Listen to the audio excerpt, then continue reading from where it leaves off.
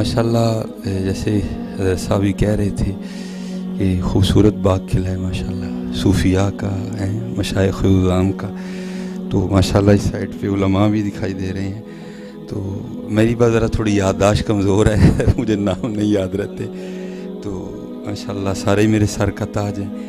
तो क्योंकि वक्त भी काफ़ी हो चुका है, तो मैं बस जो है ना वो आप सबको सबक ही सुनाने, तो दुआ बस कीजिएगा कि अल्लाह करम करे। बस आप सबसे एक ही गुजारिश है कि किसी भी दोस्त ने पैसे फेंकने के लिए नहीं उठना, ठीक है जी।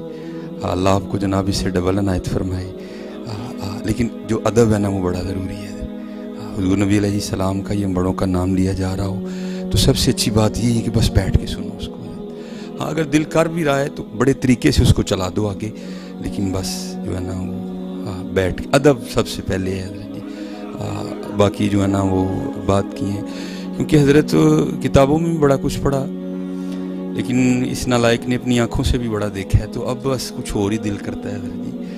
ये नहीं को हज़रत साहब बैठे हैं तो मैं इसलिए बात कर रहा हूँ, मेरा मिजाज नहीं इस तरह का हज़रत जी, लेकिन जो सच है मैं वो बयां कर रहा हूँ कि हमारे शहर सियालकोट में ना मेरे बड़े मोहतरम हैं सेठ इब्राहिम साहब उनका नाम है, और ग्लोरियस के नाम से माशाल्लाह सियालकोट में उनकी बहुत बड़ी फर्म है।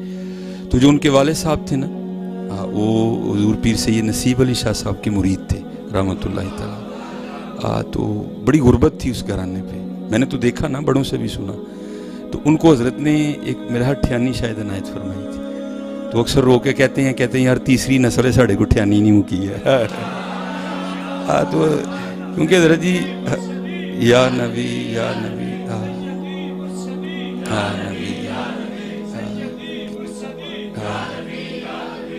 तो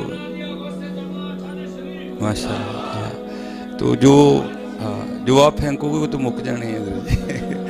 अब बस दिल करता है कि यार कि तो कुठियानी मानवी लग जाए। भाई ज़रूरत तो हमें भी है ना, मैं कहूँ मुझे नहीं है, ज़रूरत मुझे भी है, लेकिन बस अब किसी से आस उम्मीद नहीं है।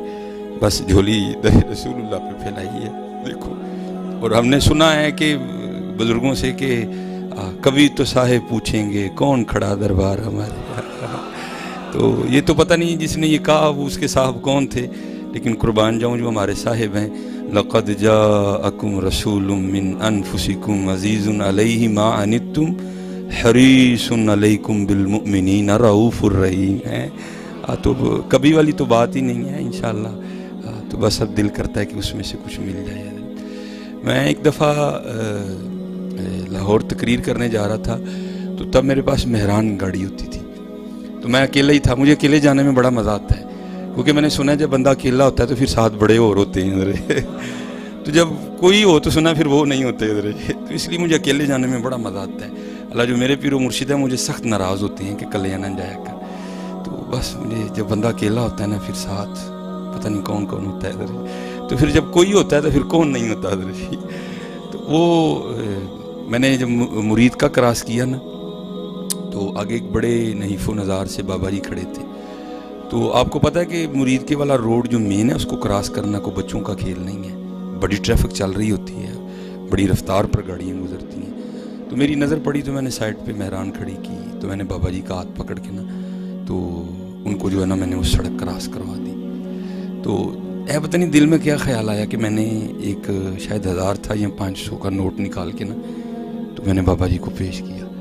तो मुझे नहीं था पता कि ये वो हैं जिनके लिए गालिब ने कहा था बदल कर भेस फ़कीरों का गालिब तमाशा अहले करम देखते हैं।